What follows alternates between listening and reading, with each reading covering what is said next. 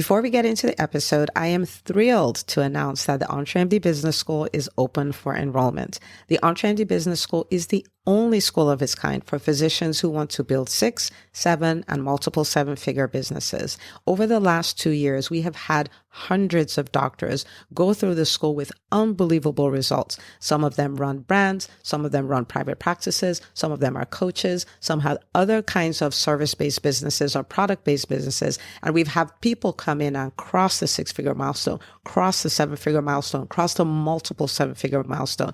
You will be in a place where you'll get the coaching, the community, the accountability that you need to thrive as an entrepreneur, especially in the times that we're in. So maybe you've been following me for a while. Maybe you've been getting so much out of the EntreMD podcast and you've been wondering, how can I work with Dr. Una and the community more? Well, this is your chance. Come join us in the EntreMD Business School. It is application only. So go to entremd.com/business to turn in your application. I cannot tell you how many doctors have made statements like this.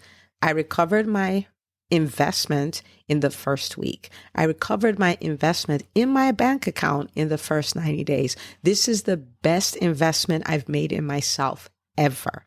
I want you to have that kind of story, not just a story of building a great business that serves a lot and earns a lot, but having a business that gives you the freedom to live life on your terms. So don't wait any longer. entremd.com/business. And now for the episode. Hi, docs. Welcome to the EntreMD podcast, where it's all about helping amazing physicians just like you embrace entrepreneurship so you can have the freedom to live life and practice medicine on your terms. I'm your host, Dr. Una. Hello, my friend. Welcome back to another episode of the EntreMD podcast. As always, super pumped to be in your ears. Thank you for listening. Thank you for coming back week after week. Thank you for sharing and reviewing. And if you haven't done any of these, this is a nice time to do it because I already told you thank you. Okay. But today we're going to be talking about something that is a lot of fun, and it's social media, right? Social media is one of those things where entrepreneurs in general are like, I don't want to do that. And there are a lot of physicians who are private people and they're like, I don't want to put myself out there.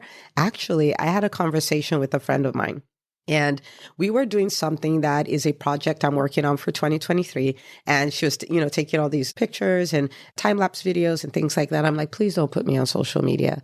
And she looked at me kind of quizzical. She was like, okay. I was like, yeah, because I'm not on social media a lot. And she looked at me like I'd lost my mind, right? Because yes, I am on social media a lot. But what I meant by that is my personal life, my projects I'm working on behind the scenes and all of those things, they're not on social media because I'm still a very private person, right?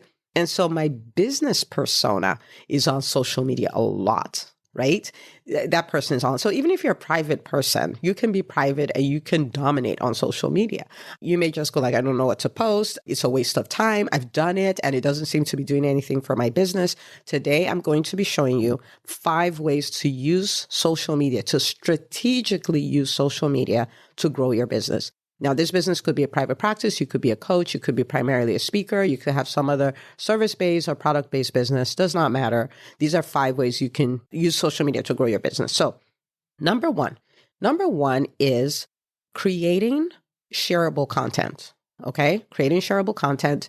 I want you to think about a time when you are on social media, you saw a post, there's even no instruction on there asking you to share, but you clicked on the share link. In fact, some of them, you even went to share it and it was not shareable, right? Because the way the person set up their privacy settings, it wasn't shareable. And you posted in the comments, make this shareable, right? But think about if that were your brand, something that you did on your own, page for your business and things like that.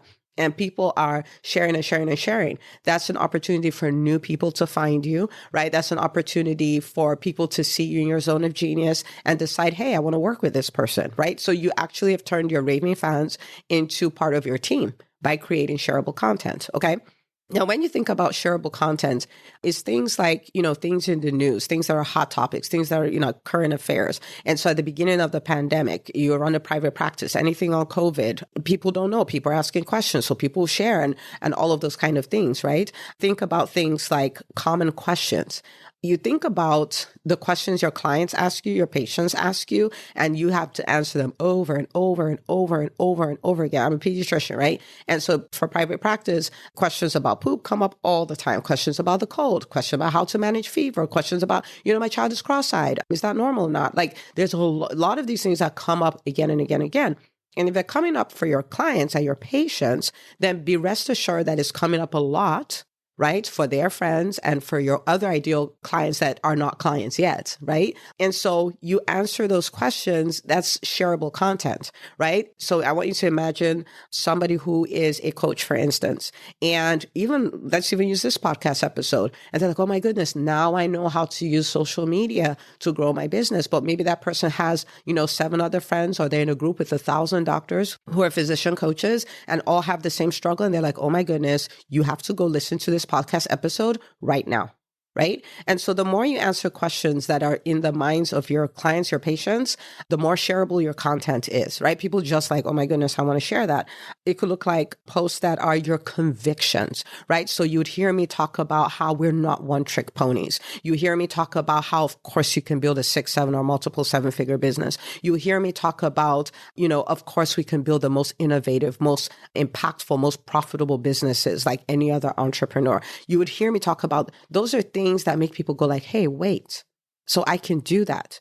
You hear me talk about, like fear, like we don't stop because of fear. You know what I mean? Like we don't do that. You didn't get a business education. It doesn't matter. We can acquire one, right? And we can go on to do these things. Those are all convictions. And there are people who that is a driver for. They're like, wait a minute, right? And it's easier to share that because you're like, hey, look, like we've believed all these lies. Well, listen to what this person is saying, right? So what is that for your business? What is that for your private practice? What is that for you as a coach? What are your convictions, right? That's part of your shareable content. And people who identify with that, people who that resonates with, they'll be drawn to you. So that's the first thing, create shareable content. So content is all about going into the mind to tap into the conversations your audience is already having, your clients already having. And once you get into that conversation with them, everything you produce is shareable. Right? Okay, so that's the first thing. The second thing is it positions you as an authority. So you use social media to position yourself as an authority. Now, remember this, it doesn't matter how good you are. The person who is most visible and most vocal, most consistent, and most relentless will win. That's just the way it works. The quality of the product, like hopefully you have a great product, you have a great service. But if you have a great product and a great service, but you're not visible, right? You're not consistent. You're not vocal. You're not persistent. The person who has a not terrible, but, like a product that's not as good, right? Will run circles around you if they have that, right? Okay. So you use your social media to position yourself as the authority. One way you position yourself as the authority is you keep showing up. Right? You keep showing up, you're putting your convictions out there, you're answering questions, you're being helpful, you're giving value. The other thing is showcasing yourself as the authority. You spoke at an event, put that there. Somebody gave a testimonial, put that person's testimonial up there. You wrote a book, put it there. You were published in a major journal or a major magazine or anything like that, put that there. You were given an award, put that there. It's not about promoting yourself in a sleazy type of way. No, it is about positioning yourself as the authority, positioning yourself as the leader in your industry, the leader in your category. You deliberately do this so that when people think about the problem you solve, they think about you. Okay, so you use social media to create shareable content, use it to position yourself as an authority. Really think about where you had a day, maybe it was Thursday, right? And you decided every Thursday, I'm going to post an authority post. And you might say, but I don't have that many things. Yes, but you can rinse and repeat, right? And so you start looking for those things. Somebody endorsed you, or somebody said something about you, or somebody, in conversation said something after you spoke at an event. You can just clip that up. Like, this is what, somebody said at the last event I spoke at, blah, blah, blah. I love being on stage, right? So position yourself as an authority. Nobody will do it for you. Okay. If you are going to be perceived as an authority, is because you positioned yourself as an authority. So that's number 2.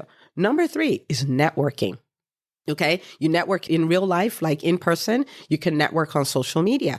And the people you really want to network with, there are many, but okay, you want to network with your referral sources, right? And so think about who will refer people to you. Okay. So let's use private practice as an example. I use this because sometimes in private practice, they're like, yeah, that doesn't really work for me. But I want you to think about it. You're a pediatrician and they're OBGYNs who are killing it on social media. Those are not all your new best friends because you can go there, you can comment on their posts and all those stuff and start building relationships that way. You can send them a DM. Hey, I'm a pediatrician just 5 miles from you. Nice to meet you virtually, and let the conversation go from there. People refer to people they know, like, and trust. And social media is social media, right? And so be social on social media, right? So build relationships with people who refer to you, okay? Build relationships with them. So in a physician setting, I want to use private practice for this in particular because a lot of times people don't see how that applies, right? So you have your referral sources, right? Like people who have access to your audience who are other doctors, but you also have access to people who refer to you who are not physicians, right? Again, so I am a pediatrician, but there may be a woman who is local and is in charge of a group, a local moms group, right? And if on social media we become friends and all of those kind of things, there are a number of things that can happen. That person could have a podcast, a local podcast, and I come on, I want to, feature you on the podcast and all of those kind of things. That person may have local meetups and the connection was through social media. And then you go to the local meetup and you meet all these people, like it's a room full of your ideal clients or ideal patients. That person can have a Facebook group and they're like, hey, would you come do a Facebook Live in my Facebook group? Like it can play out all kinds of ways, right? So you're looking for people who have access to your people and you're intentionally building relationships with them. Okay. So that's number 3. Number four is using it for community building. Okay. Using it for community building. And this is really powerful because when you think about it, if you acquire new patients or acquire new clients, that is growth. But if you keep your current clients, well, that is growth too, right? Okay, so you use it as a community building tool, so there's more stickiness to your brand, right? And so like, for instance, I do a lot on social media and I have a lot of my current clients who are following me on social media and they get a lot of value from my stuff, like even other than what I do with them when I work with them directly. And it's just like this web where I'm always serving them in all kinds of different ways. And they find themselves in my posts and they're commenting on their comments in my posts and all. It's just a community builder. Right? It's a community builder. So now they're more connected to me. They're more connected to the other people who are in the EntreMD Business School and things like that. You can do that as a coach. You can do that as a private practice. You're just building this web. So it's almost like, like a private practice owner, all your people then come and they're hanging out of your post. So if you're doing a Facebook Live and it's an established time, right? And they get reminders like, hey, I'm live now. And then they start making friends with each other. It's like the coolest things because people stay with their friends, right? And so it's a community building tool. The 5th thing is you use it as a tool to make offers. Okay. People say yes when you ask. When you don't ask 100% of the time, the answer is no. Right. And so it is a tool for you to say, hey, I'm doing this webinar. Hey, I am now open. I'm accepting new coaching clients. Hey, I'm accepting new patients. Hey, we have the flu vaccine and come make your appointment. Hey, it's just this tool, this platform where you can ask and ask and ask and ask and ask. And as you ask, people say yes. So it's a tool that you can use. Okay. And so if you think about these 5 things, you're creating shareable content, you're positioning yourself as the authority, you're networking, you're building community, you're making offers regularly, right? If you use social media in this way, it will work. So it's not about just throwing things on and you're like, yeah, we post 5 days a week and stuff like that. Are you strategically using it as a tool for growth?